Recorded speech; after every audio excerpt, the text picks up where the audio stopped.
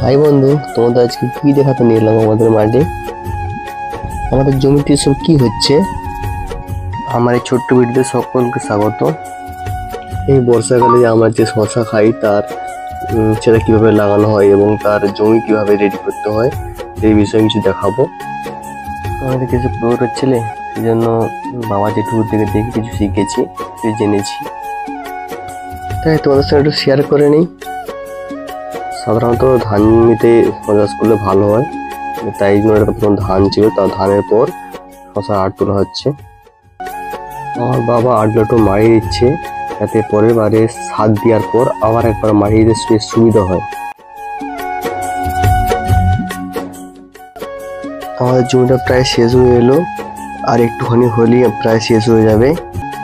এরপরে ভিডিও তোমার সাথে শেয়ার করবো কিভাবে এরপরে কিভাবে কি করতে হয়।